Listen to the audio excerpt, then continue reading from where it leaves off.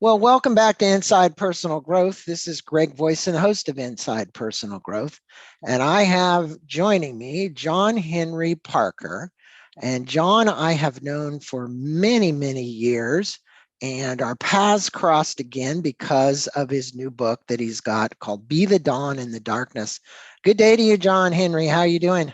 Good. Great to see you, Greg. It's great to have you on the show. And as we were talking pre the show for all of my listeners, this book is very raw, hero's journey, um, very, very open, and he's very I don't want to say authentic during this, and the stories that are told are really captivating, extremely captivating. It's very well written book. So kudos to you for writing such a great book. And it's a book that anybody can relate to. That's what I want people to know.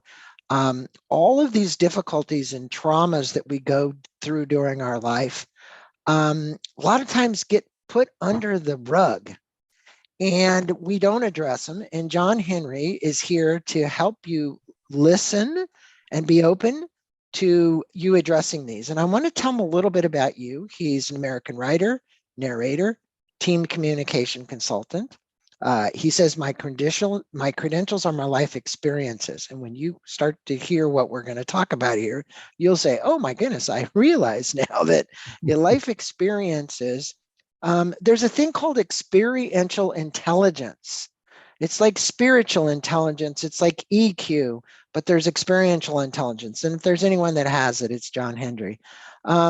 He considers himself a subject matter expert and researches in the areas of trauma, depression, anxiety, and shame. He speaks to humans. I believe humans race is running dangerously low on humanity, he says. The qualities that make us human are what I'm referring to. The ability to love, have compassion and empathy for one another, and the permission that we give ourselves to share and create genius pin up inside. He really works a lot with veterans, transitioning veterans and their families. And in the memory of his son, Danny Facto, was killed in excessive speed related motorcycle accident after completing his military service, also received a Purple Heart. For those of you who want to know more about John Henry, go to harvestingwisdom.com. That's harvestingwisdom.com. We'll actually put a link to that in this blog entry of ours. So just remember, you can learn more about the book, the audiobook. By the way, for all of those listeners, this book breaks on March 23rd. And John Henry, thanks for joining this morning. And, you know, like many families, some relationships are tumultuous, some are challenging, whether it's mom or it's dad or it's a sister or a brother or siblings. There are all kinds of challenges because one of the most challenging things we have to navigate during our life, most of us, are relationships. You and your brother and sister had a very, what's called tumultuous and abusive relationship with an alcoholic father. If you would help set the stage for the book by telling us a little about your dad, because the way you talk about him in the book is just so descriptive that I can see a picture of him almost. It's like, man, I could actually see the man. Because, and I'll tell you why. Now, here's where my listeners can kind of relate. He was writing this about his dad, a big guy, lots of muscles. That was my dad. My dad was a lot like John Henry's dad, although he didn't use alcohol. He just was angry. He was angry a lot. And you had to watch out when he pulled out his belt because he had a little whip belt that he would pull out. And we all at times maybe have had this or something similar. So why'd you write the book? Why now at this stage in your life, later stage in your life, explore all this? And what do you want people to know? Well, there's a lot in that question. I can tell you, I started writing the book as a therapeutic writing project because I just started writing about certain painful things in my life. And I thought, if I just write about them and I can get them outside of myself, I can look at them, that might help. And it did. And the more I wrote, the more I came up with all these pieces of work that I started noticing that there was patterns, and there were times in my life where this was really present and real, but then I grew and evolved and something else would happen. So I started writing about that. So it really began as just a way to kind of deal with unresolved trauma, unprocessed trauma. And the more I got this outside of myself, the more I realized how therapeutic it was. It came to me one day looking at my desk full of papers and my folders on my computer, that there was something here. And I'm a big fan of Joseph Campbell's work, The Hero's Journey. And so I started looking at graphics that represent the arc of this hero's journey. And I pulled out a graphic, and I put it in PowerPoint, and I started creating little teeny text squares. And I started writing all these little experiences chronologically to follow the arc of the hero's journey. And then I combed through it more and more and more. And the more I looked at it, the more I saw my table of contents, and so I created my table of contents, and I took the chapters that I had already written and I plugged them right in, and it gave me just like a structure to think from. And then I started with all the easiest ones first, and I saved the most painful to the very, very last. And I spent most of COVID writing this. It was my COVID project. And it took me about full 2 to 3 years now, looking full circle.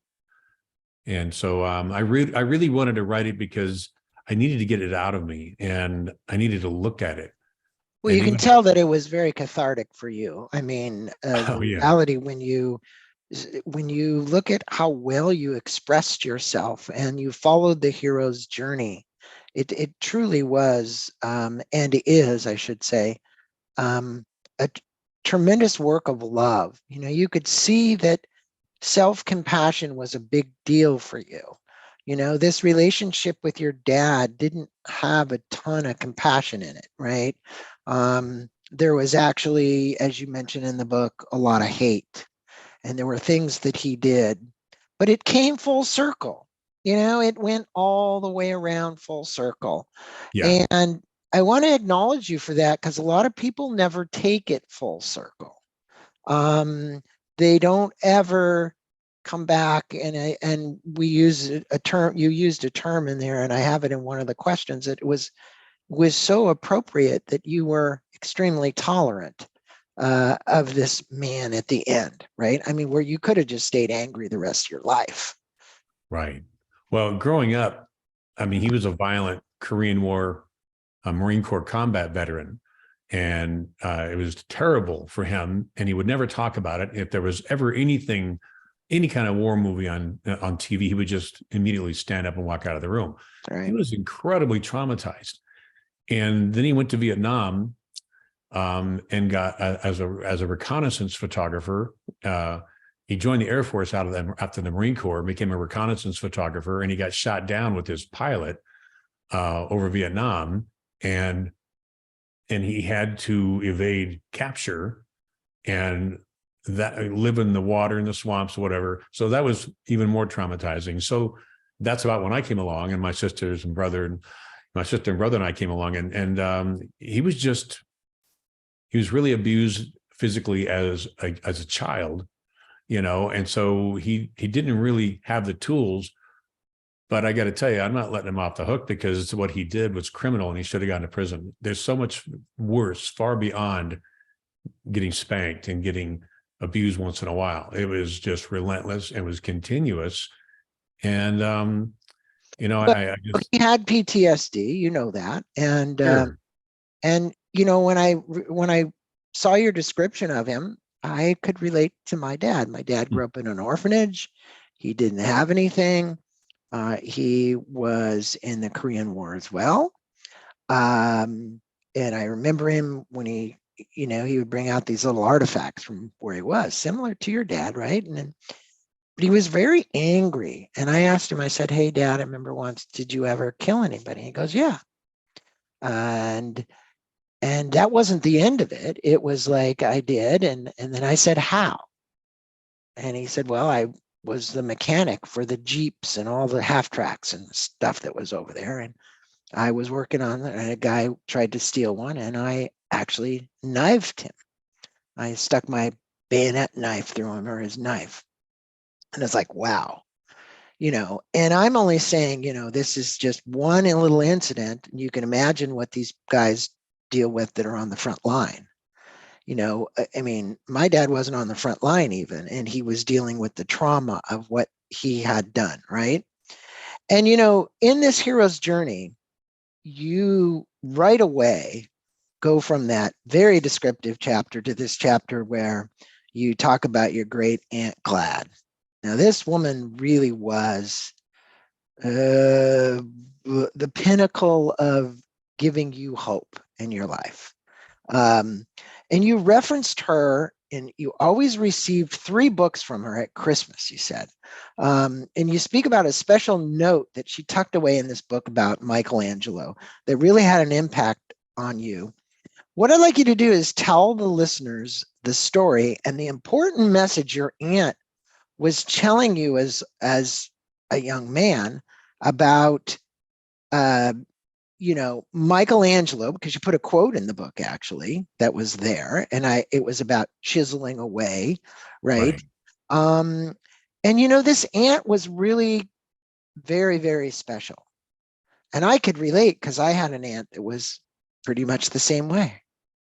Right. Well, the book is about, for me, it's about a lot of things, but one of the main things that I love the most about it is really paying attention to the matriarchs and the patriarchs of families and healthy adults. Mm-hmm. It just takes one healthy adult to care and to listen and to tell you you're going to do extraordinary things with your life as a young child. And my whole thing is I believed her because she said it. She was that much of a wise matriarch of our family, right. And so every year she would send these books, and even before I could read, I would just look at the pictures, and it was my way of escaping. My mom and I would escape through movies and books and adventures and that sort of thing. Kind of I could time travel in my mind because I was so stuck in my environment that I had a vivid imagination. So looking at the statue of David and talking to Glad about it, she's just really, really clear, that, matter of fact, I'll just read the quote that was in this little. It'd be great. Remember the story of the sculpting of David. Through your most challenging experiences, you must chip away all that is not you to discover your true self and your life's purpose. This is 5 years old. Yeah. And then I come across it again when I'm 12 and 13, and I call her, and she's like, it's just so funny. How this whole thing works, because she had a choice. She lived up in Ottawa. She worked for the French embassy. And after she retired, she would come live with us in Phoenix to get out of the winter cold for 2 months a year. Mm-hmm. Mm-hmm. And she could have lived with my grandparents a few hours away down in Nogales, but she decided to come to Phoenix once a year and embed herself in our house. And I now know, and I knew later on, that she did that so she could give us some safety for a period of time away from my father, because he would not dare offend her in any way. He was just a consummate gentleman. And, but before she would arrive, he would put us against the wall in the hallway and poke us in the chest and tell us, we don't talk about what happens here in our home. If I hear anything from Glad, you will pay. And he's punctuating while he's thumping us in the chest. That's the kind of scariness that we grew up with. And so Gladys is just an incredible person in our life. She was awarded the French Legion Medal of Honor by the French government after the war. And she was the only Canadian journalist during the Nazi invasion of France and Paris. And so building up to the war, she was there as a Canadian journalist, and she would go into Germany as a tourist and go to all the big marches and meet with people and talk to people and bring those stories back in her head. So she was really a pretty heroic woman. And so She was also kind of a savior. She was a savior for you, like your grandparents. You Yeah, know, you had this tumultuous relationship with your father, but your mother was very loving and kind and supportive. But you had this angry kind of beast of a father. right. Um, but all around you, John Henry, you had a support structure like what the hero's journey is about, right? It's like, okay, good, endeavor out on the journey. You know, I certainly wasn't having a great relationship with my dad, but I had a good relationship with my grandparents. I had a good relationship with my aunt. I had all these other people in my life that were supporting you along the way. And if you would, you tell a great story about the upbringing in the book and special relationship you had with your grandparents. Um, can you tell the listeners about the time you were staying with your grandparents? And I thought this story was particularly poignant. And you ran into the street, and I can't remember what age you were at that time. And you said, right out in the middle of the traffic, I'm all powerful. That's what you said. I'm all powerful. Um, how did that make you feel? Now, the repercussions afterwards from your grandparents weren't like the best. Your grandmother was like, hey, what the hell are you doing, kid? Go away, run out in the street. What do Right. you believe you were seeking by your actions? In other words, what was this? What were you trying to gain at that point in your life that you didn't have any of? Was it recognition? Was it the fact that you are all powerful? What was it that you needed a dose of? I needed to find some kind of power because at that time I was sitting at my grandparents' house and I was watching TV with my grandfather, like I always did, tucked into this big old chair that he had. And there was a show on TV where there was a bank robbery or something, and this policeman just walked right out in traffic and put his hands up, and everybody just screeched to a halt. And I thought, man, that's power. Like, I want to be a policeman. I remember telling my grandfather, I want to be a policeman, right? I want to be powerful like that because I knew I had no power whatsoever. And if I became a policeman, my father would never mess with our family again. So I just wired it up. So I'm like, I got to figure this out. So I crawled off the couch, off the chair, and I went to the kitchen and I looked and waited for my grandmother to turn away. And I snuck out in the garage and I ran down to the street. I had to know what it feels like. So I walked right out on the street and a car whizzed by and I kept walking out and I put my hands up, and all the cars stopped in both directions, started honking. Right. And so just like the policeman, I was all powerful. Right. And I'm just totally like amped up. And then I get snatched up and ran back to the house. And what are you doing? Are you crazy? And so they scold me. They didn't spank me. They scolded me and sent me to my room. But then within about 5 minutes, I'm like, I got to know if that was for real. And I went and did it again. And some guy walking by snatched me up and my grandmother grabbed him. And it hurt them more than it hurt me. But compared to my dad, my grandfather picked me up by the belt loops of my little pants and my grandmother hit me with a fly swatter. And I screamed convincingly, right? Well, I can tell you that for my listeners right now, the book is filled with great stories, but there's lessons from all these stories, and the lessons are what you're kind of dealing with psychologically. And I love the way you kind of blend it in as you tell the story. And you felt as if something was wrong with you because of the result of your dad.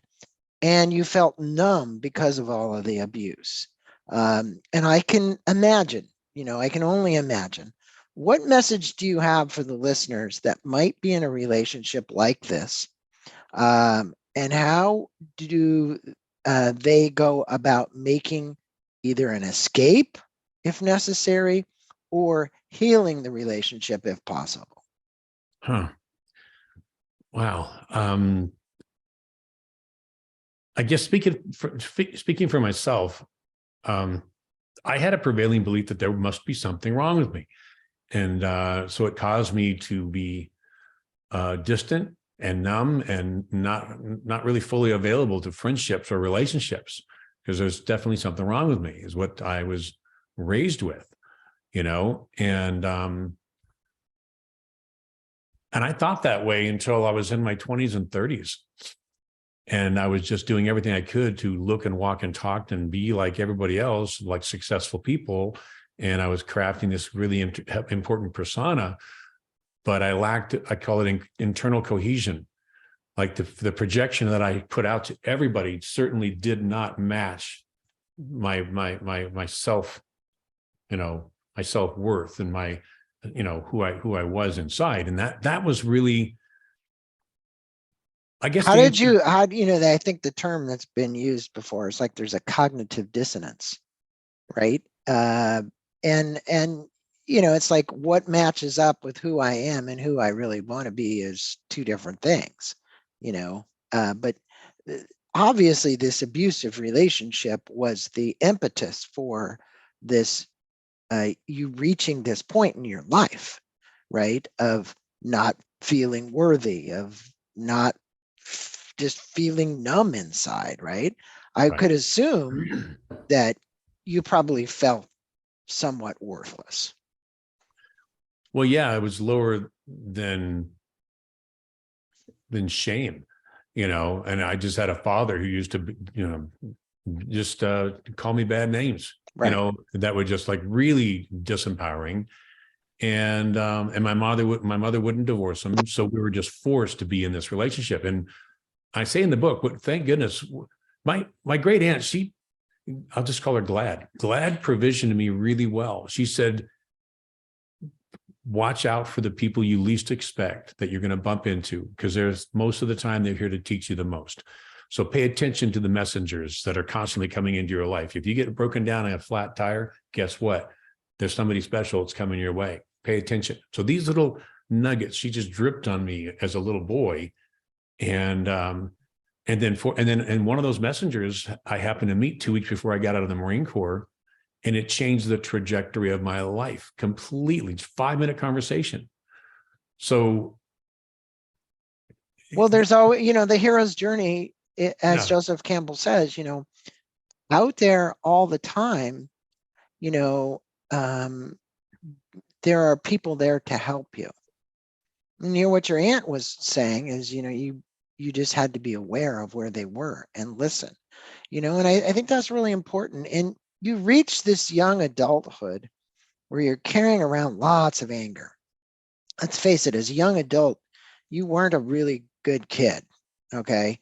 To say the least, at least what's depicted in the book. Speak with the listeners about what anger and resentment does to one's soul and why these emotions are so dangerous. well, I got so used to it that I didn't think I was being bullied or terrorized in the neighborhood. I got so used to it that I just didn't have a lot of self-worth. When I left my house, my mom would ask me to go to the store. There were groups of predators, like groups of guys, gangs of guys that would constantly be chasing me down and, just constantly getting beat up by groups of guys, so I wasn't safe in the home. I wasn't safe outside the home. And it conditioned us a feeling of helplessness. Like I was so thoroughly stuck that I really didn't have any options. And that has a compounding effect over time on your psyche. I mean, the adverse childhood experiences, the ACE scale. Yeah. If somebody has suffered from childhood, abuse, that's a really good thing to take. On a scale of 1 to 10, I'm a 10. And if you're above a 4, there are all kinds of predispositions that one has for alcoholism, drug addiction. You get above 4 to 6, and they're statistically, you're going to lose 20 years off your life. And I think mostly because of unresolved trauma, unresolved issues that you just can't get out of your system. Well, the stress that causes in your life, and it's a chronic stress. It's not one that ever goes away. There are all kinds of stressors we have in our lives, but they're not all chronic, right? And so when you take that ACE test, and I'll put a shout out to Dr. Brian Allman for any of you looking to get more information about ACE. We have a podcast with him, but we have several with him. But you're right. I mean, look, you felt hopeless, and at the same time, you had to fight back. You had to find a way to fight back. Um, so you were doing all kinds of things, and I didn't put this in my questions, but I'm bringing it up now. Your brother Russ was killed tragically, and had been doing drugs. And as a result, when they finally did the autopsy at the time of him in this motorcycle accident, he literally, he had been, I guess, you've been taking cocaine and all kinds of things, right? Right. But you had a special relationship with him, and I felt really sad at that point in the book. It was. So speak about that, because where I'm going with this is, this is about relationships. This is about healing. And that's one that I'm not certain that you ever got a chance to heal. Yeah, it's tough. I lost my only brother to a motorcycle accident, and then I lost my only son to a high-speed motorcycle accident. Exactly. So this has been this book has been as much about grief and loss. Like I say in the book, grief and loss are my two greatest teachers, and trauma is a close third. So we had a special relationship, and but it was on the verge of abusive at times, because he was like 6'5" with a full beard, a size 13 and a half shoe at like 16. He was like a huge guy, and I'm a skinny little kid, so we were close because we lived in trauma together, right? We bonded in trauma big time, and he was my brother, and nobody could mess with him. But we had a close relationship, but he really got something from my dad, that's this level of, I think we all did, this level of volatility. And and when I got out of the Marine Corps, I came home one day, he tried to pull that on me, and I just beat him up, and so it shifted our relationship. But we needed that. Like he needed to look me in the eye and just talk to me, and not be his little brother anymore. And so when he passed away, it was the strangest thing, seeing him on the table, identifying, like he's there, but he's not here. Like, where did he go? I was just astonished with this whole thing. And I never really felt the pain. I just go numb, and I just check out, and so I buried all my feelings with Russ and just moved on. But that's just a symptom of trauma. It's like you don't have the capacity to cope, so you just go numb, and I'm fine. I'll get through it. And I think that's important for the listeners, because, grieving, I lost two brothers this last 3 years, not from COVID, one from Parkinson's, the other from a heart condition. And, I found it even challenging to kind of grieve through that process, being very personal. And I don't think it has anything to do with them being a brother. It has to do with the relationship you've built along the way. Were you very close? Did you spend a lot of time together? Were you sharing similar likes and things that you like to do? And I have to say, there were four of us. And I have to say, with those two brothers in particular, there wasn't a lot of that going on. It was kind of like you grew up and they went their way, you went your way, kind of thing, right? And so in a lot of families, this is true. I know I'm speaking the truth, because a lot of times you're closer to your best friend than you are to your brother or your sister, right? Right. So it is interesting, because you find people that are closer in relationship to you because of the things that you're bonded by, right? And you were bonded by something kind of negative, actually, which was your father's abuse to the two of you. And you tell a story about your father.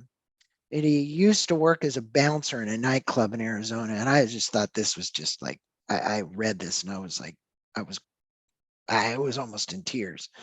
The following morning, he would tell you about the fights that he had with patrons and they broke up. You said sometimes he came home with a black eye or a knife mark or whatever he had on him. And one morning he was acting out with you and said that if you were ever in a fight with a Mexican, which in Arizona, there are a lot, in California, there are a lot, to break their fingers because they all have knives and they know how to use them. Okay. I couldn't even believe that statement, to be honest with you, that actually could come out of somebody's mouth, but I guess it did. It was your dad. This incident must have had an indelible imprint on your mind.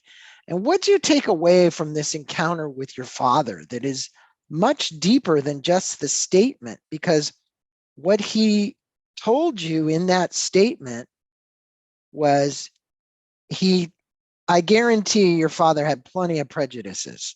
Okay. It just is. There was one of them, but that was only one small one.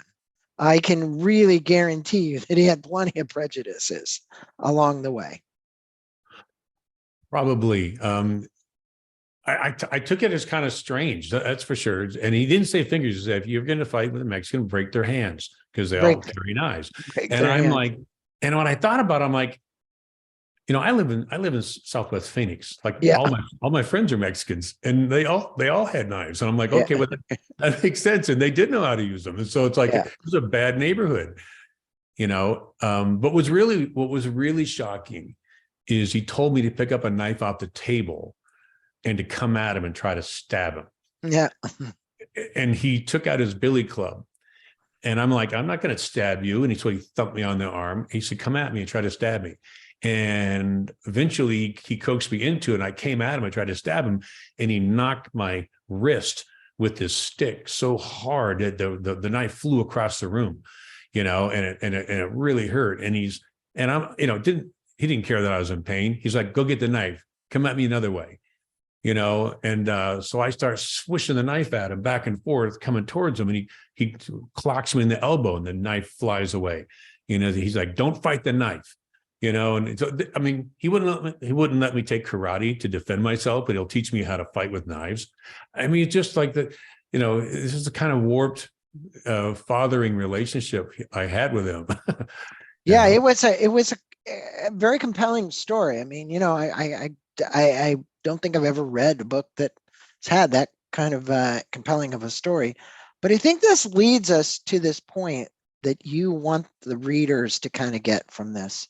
And you have a chapter entitled Finding Your Inner Compass. Okay. And what advice would you have for our listeners about finding this inner compass? Because it is really a key thing, right? It's like we're all trying to find it. And with somebody who's been through as much abuse and as much trauma, you know, all your military career, everything aside, all my listeners, when you get this book, you're going to get to read about all of that. How did you ultimately, in your estimation, or are you still looking for it, find your inner compass? Well, Glad would always talk to me about, you know, you're going to find your purpose. You're going to find what you're here to do in the world. And she just kept talking to me about what is your purpose, you know, and quite frankly, it's not in the book, but survive the neighborhood. Okay. And then either go to school, go in the military, but get out of here. That was our strategy. You know, she used to say, you're going to be an adult a lot longer than you are a child. This will end sooner than you think. It's going to take a few years. So she was provisioning me for the hero's journey on a constant and regular basis.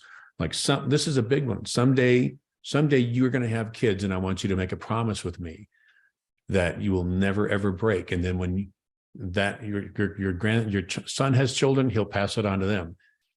And she said that your father's been incredibly abusive to you, but you're different, and you're going to be an adult a lot longer than you're going to be a child. And when your son is old enough, I want you to make, when your children are old enough, I want you to make this same promise. And that promise is that you will never raise a hand. You'll never hit your children in anger, and you'll never have them live in fear of you. This is how we break the generational cycle, because you will have a family someday. It's just really bad right now. Bad things are happening. So these little nuggets, and then sure enough, when I had my son, when he was old enough, 8 years old, I said, I want to make a promise with you, and then when he was 24 in the military, he thanked me for making that promise that we never hit each other. So my whole thing was, I got to break this generational cycle. This hereditary violence of the men in my family it's just too prevalent. It's just going to repeat itself. So she was provisioning me once again for how to be a healthy person, because I'm going to have more choices when I'm an adult. And this little promise is just one example of, I'm not a violent person. I had a rage problem, but I wasn't really violent. I was triggered by authority figures and people trying to control me. And it was a bad recipe. And then if you throw in a bunch of beer, then it really gets pretty volatile. Yeah. Well, the opportunity you had from the hero in the hero's journey, which this case was Glad, was the reminder of who you could be. And your inner compass was really realizing that you didn't have to do this through anger and violence, right? That you could raise children in your life. As she said, you're going to be an adult a lot longer than you're going to be a child. You'll get through this. And I would agree with that. I mean, and when you look at this thing called a histogram, many of my listeners know, it's like the history of your family, right? It's like your grandfather, your great-grandfather, and you see patterns that start to occur in a histogram, right? And I'll never forget this author that I was interviewing, John Henry, not that long ago, talking about something very similar to what you just said. And I think this is very poignant. So he was in the kitchen, and he and his brother decided to play with knives, and there was a babysitter. And they had a set of knives, and they're swinging these knives around. And this babysitter, which was a male babysitter, grabbed to get them to stop doing it. And in the process, he cut the babysitter's finger off. Okay, right? So now think about this. Cut the babysitter's finger off. They get the emergency, take him down. Fortunately, they sewed his finger back on again. But here's the moral to that story. He thought his dad was going to beat the living shit out of him when he got home for the knife fight. But he didn't. He said, oh, that's okay. He was very complacent about the whole thing. I know you guys were just kind of acting out, and he didn't reprimand him. He didn't hit him. He didn't do anything. But what he did tell him was, my father was part of the Jewish mafia, and I had to live up with a father that beat the holy shit out of me. Like literally, so you're talking about breaking a pattern. He said, I got beat for everything by my dad because he was just an angry man. So this guy's grandfather, right? So they broke the pattern with his father. And his father, this has made him look at his children, like you're doing, and become a loving, compassionate, understanding individual. And that leads me to John Henry in the chapter, The Dude from Philly. You came to an understanding with your father that you knew you no longer needed to hurt him. What happened to you, and how did you let go of all the anger you had within over the years?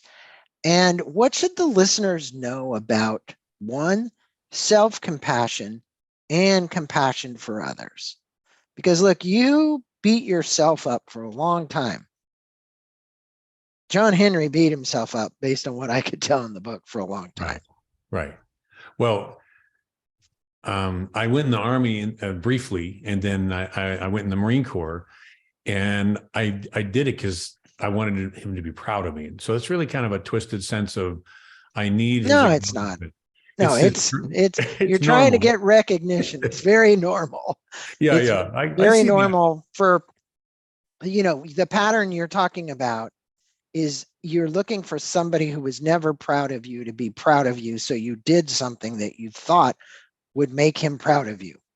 which made me very angry. Like when I say twisted, I was twisted up inside because of all the abuse. And here I am joining the Marine Corps to make them proud of me. So that was a form of magma, that really, so I went in because I was just tired of being messed with, and I was just not going to, wasn't going to have it anymore, and so I gained 20, 30 pounds, and, I just, I became a military athlete like all of us were. And, when I come back, I took him for a drive one day, and he was nervous. I'm like, I got to go across town and run an errand. You want to come with me? I need to talk to you. So he like reluctantly got in the car with me. And then I went up the freeway and I pulled off and I pulled behind an old abandoned gas station. Now I can see him visibly like ready to fight. And I just looked over at him, and he was getting older, and I just thought about Glad, and I thought about like, I'm not you. I'm not you. There's a sense of gratitude for Glad that just came over me. And it was like, I need to have a conversation with you. And I just started talking to him about what some of the frustrations are that I've been experiencing in my life, didn't attack him. I just said, this is what I'm doing. And I couldn't believe it. He started crying, and he said, he started telling me that he had the same problems. And we, in a weird way, we kind of struck an accord. Of course. I later in life, I let him have it. Like, I didn't physically let him have it, but later in life, because this was the first time I ever saw him, in a way that he was relatable, that he was actually talking with me. He emote. It was the first time he really emoted, right? Yeah. He had some emotion show. And I remember reading that, and I was so happy that actually occurred for both of you. Well, you're bringing up a good point. About 50%, the first 50 to 60% of the book is about the relentless pursuit of becoming who we are meant to be. It's like this stacking on experiences and just surviving, and then learning, and then growing. And then it takes on, the trajectory is interrupted, and it takes on more of an aspirational trajectory. Okay. Because it has to go through the pain. Like, it was really difficult to write this, but right up front, the very first chapter is about this little kid sitting with his Aunt Glad, because we had a secret. Like, every day for those 2 months, my sister and brother never figured it out. She'd get up at 4:30, and I'd hear her get up and start cooking bacon, Canadian bacon, cheddar cheese, toast, and she'd make coffee, cream, and maple syrup. So I'd sneak out of the room, and I'd go hang out with her for like 2 to 3 hours every single morning and sit at her feet and talk with her, and so, these little. But the thing you're relating to, and I think for all of my listeners, is, your father had this history too. You didn't probably understand that history that got him to where he was. And many of us don't. We may hear the story, but we don't know what it's like. Right. And we don't have the tolerance or understanding for someone's behavior that has been affected by how they were brought up. Right. So if you looked at your dad and said, well, what was your grandfather like? What was his grandfather like, right? And you go back in time and you'll find that there's patterns. There are patterns. Alcoholism is a pattern usually. Sometimes it skips a generation, but the reality is alcohol and drugs are patterns. Anger and abuse are patterns. And those patterns are there. And I'm so happy you wrote this book, because you show how you can break that pattern. You actually said you came home and you termed this, the tumultuous relationship had turned into one of tolerable neutrality, is what you said. What lesson did you learn, and what could you tell any military listener to know about re-entry into civilian life, whether they've had this experience or just because you have tons of experience in this area, right? It's like, you counsel veterans. And I think for all the veterans out there listening, John Henry is a great resource for you. Go to harvestingwisdom.com. He's got another website that we're going to put a link to as well, which is more around the veterans. What's the name of that website? Transitioningveteransbook.com. Transitioningveteransbook.com. So we're going to put a link there. But if you would address in particular, we have so many right now. I mean, you got all these people that are in various locations, and we have this stupid ass war in Ukraine that continues on. I mean, and yes, there are some of our guys going there to help fight with the Ukrainians. War is never, you can never say at the end of a war that anything great happens other than it ended. You know, it does more to divide and separate people. I always said that religions frequently did more to divide people. But it's almost intolerable every time you kind of think about what's going on, the inhumanity that's being placated in Ukraine. It's nuts. It is. And people have to re-enter. I'm not saying that we have people in Ukraine that are re-entering, but we have people from Afghan, and the Afghan war went on for 12 years. Was that about right? 20. Yeah. Yeah. Well, and so you summer. re-enter. Yeah, you re-enter with a, PTSD or something, which you deal with this a lot. What advice would you have for military listeners that are coming back, trying to re-enter and get back with their families? And well, I wrote this audiobook and narrated the audiobook called Transitioning Veterans, How We Get in Our Own Way and What to Do About It.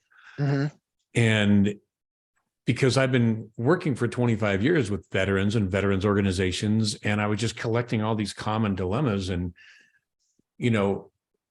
it comes down to fundamentally a few things: identity, mission, meaning, and purpose. You get that when you go in the military. Okay. And it's galvanized into you, no matter what the branch. You have a sense of identity, right? You know who you are. You're wearing this uniform. You're trained. You have people that you work with, like in the Marine Corps: unit, corps, God, and country. That's the ethos. The people serving next to you first, then the Marine Corps, then your God, then your country. And I just saw for so many years people coming back, and they get out of the military, and if they're wounded and they get separated, or they come home and they separate from military service after their career, they're not told during the transition program out of the military, hey, you're going to go through an identity crisis. You need to reinvent yourself. So we get out and we can't fill up the void with drugs or alcohol or sex or, workaholism or adrenaline. Okay. But when I found the most interesting conversation with veterans is, when they realize that they need to reinvent themselves, specifically around creating a new identity. And I had to go through this with my son when he came back from Afghanistan and separated from the military. Who are you? Like, who are you now? Who are you becoming? In his case, we decided that he needed to have an identity of being a college student, right? Like, you're no longer in the military. You don't have a degree. Your job options are limited. So what do you want to do? You want to use your military benefits? So great. So then what's your new identity? I guess to be a student. Well, then what's your first mission? And then after a lot of conversation, okay, your first mission is to go get in possession of all the educational materials, who the veterans counselors are in your area for the school, and then what are you going to do with all this? What gives you meaning and purpose? What are you thinking about? Well, he wanted to be a counselor for veterans because so many of the people that he spoke with who were non-veterans weren't as relatable. So he's like, I could do a much better job. So, okay, so now you have something with a future vision of what gives you meaning and purpose. So instantaneously, he was galvanized into it. He needs goals. Like, military personnel they thrive on objectives. And then when you don't have one, if you don't stand for something, you'll fall for anything. Right. So I found most of the work. And I also found out a lot about substance abuse. Like, I really got clear that I'm not an alcoholic. I'm certainly not an addict, but I have abused alcohol and drugs at times. But I'm talking mostly just binge drinking with the wrong people in the wrong situations because I was numbing out. So taking a look at, how you're reconstructing your life, like who are you becoming is a big part of this book, the relentless pursuit of becoming who we are meant to be. Mm-hmm. So with veterans, it starts with like getting real, identity, mission, meaning, and purpose. If they had that when they got out, because most veterans, I think we just turn our life into a mission. And like when I came home, I was really just too cocky because, I had my identity as in the Marine Corps, and I was only in for a small, I didn't do a career. I was only in for one term, but it's so ingrained into you that once you're a Marine, you're always a Marine. There's no question, no doubt whatsoever. So it is just instilled into every single one. And so it's really tough to kick when you get out. And, fortunately, I'll tell you what the biggest nugget to your question would be. Fortunately, 2 weeks after I got out, before I was getting out of the military, I ran into a warrant officer in a USO in Okinawa, Japan. And I was drinking with my buddies and getting really loud about what we're going to do when we get out. And when I went to get a pitcher of beer, he tapped me in the shoulder and asked me if he'd give me some advice. And the long story short, he said, I'd go to the closest bookstore, I'd go to the self-help section, and I'd find anything that jumps off the shelf at me, and I'd start reading about who I'm becoming. Because I didn't want to go to counseling, but Right. I could certainly start getting into personal development. And that's how I met you 20 some odd years ago. Yeah. I got into the profession of personal and transformational development because of that 1 5-minute conversation. Well, you've had a very interesting journey, and that this book about the hero's journey is wonderful. I can just tell for my listeners, this is extremely well written. If you're wanting to read something that you personally can relate to, good chances are there's parts of this book you're going to relate to. And the novel, as I said, these compelling stories, and you call it the warrior's wisdom. What 3 bits of advice would you have for our listeners about personal growth, finding out who they really are, and their purpose in life? If you were going to leave our listeners with our kind of, hey, this is the last question, here's some bits of advice I could give you, what would you tell them?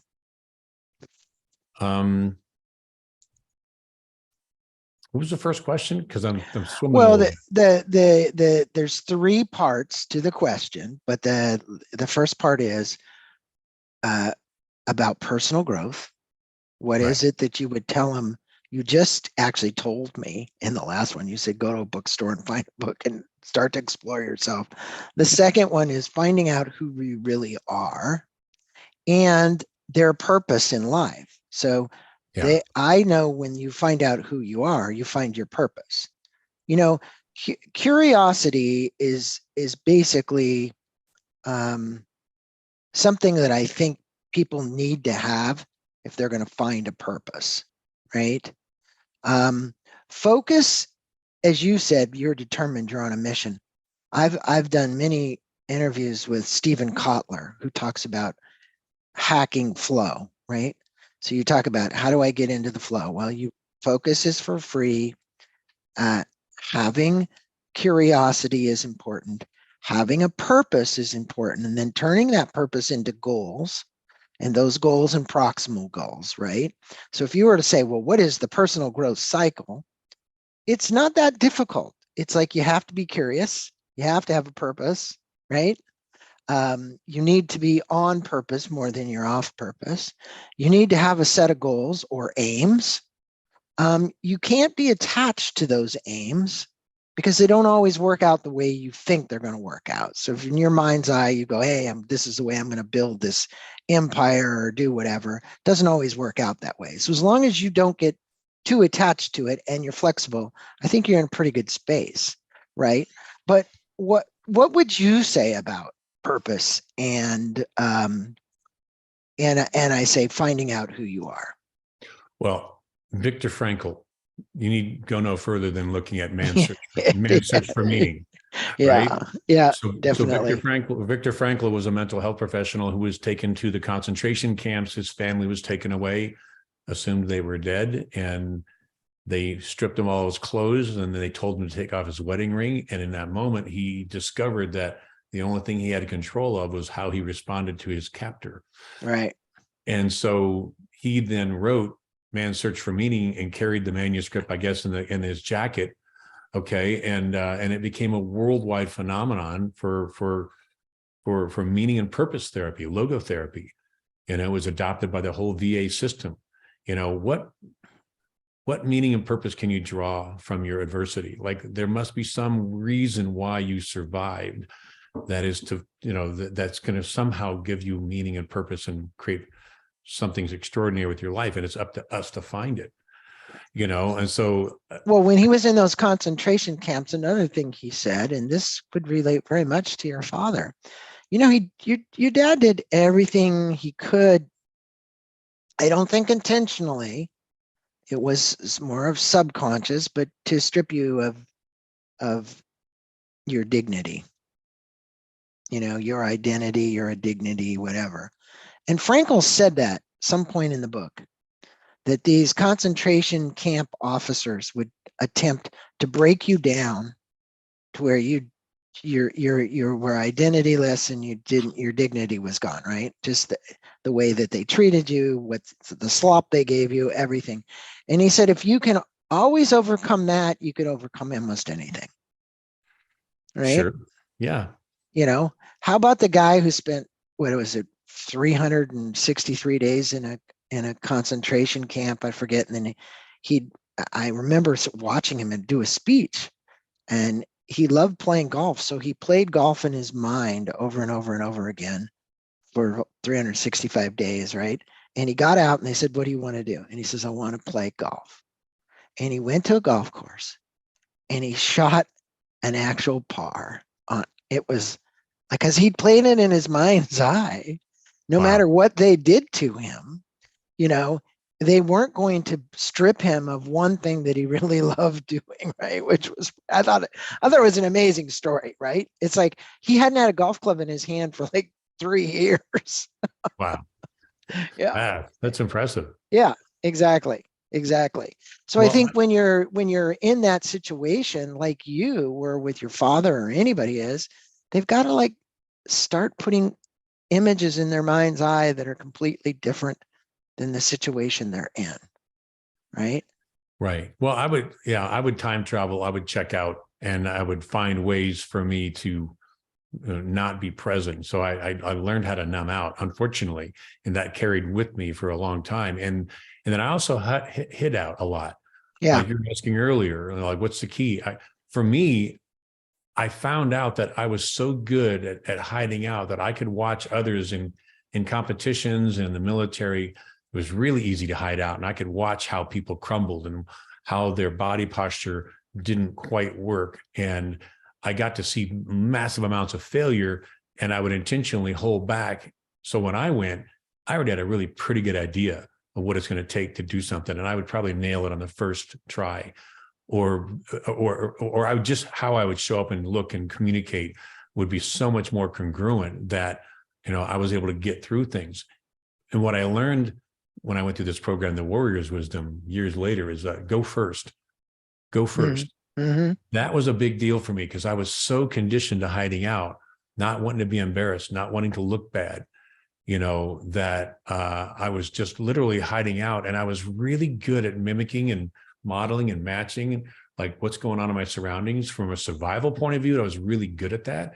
And then I started learning, like when I got out of the Marine Corps, I had very limited vocabulary. I had a very limited range of emotions, and I had a rage problem.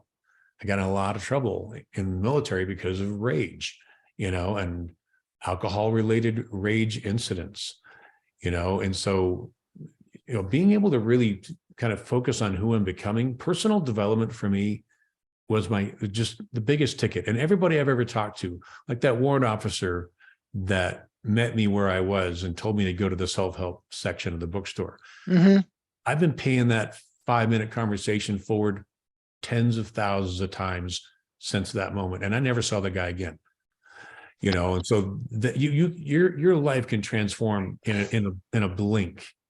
It's not even if you're ready for it, but if you're open, Yeah. And I think it's also being aware of the messages, right? In other words, if you're going through life with a heightened sense of mindfulness and awareness, you can pick up on these subtle messages that are coming from everywhere.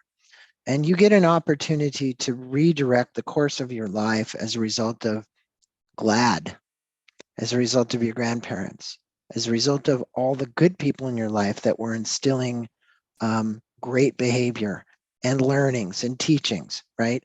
That you then could carry forward to your kids. And it's been an honor having you on Inside Personal Growth and talking about your book. For everybody who is listening, we'll have a link to the book. Comes out March 23rd. Be the Dawn in the Darkness, John Henry Parker. John Henry, namaste to you. Thank you for being on the show. Thanks for spending some time with my listeners. A great opportunity to hear about your personal story, but as important, the lessons that you learned and the lessons that my listeners can take away. Thanks for having me. It's been wonderful. Appreciate it.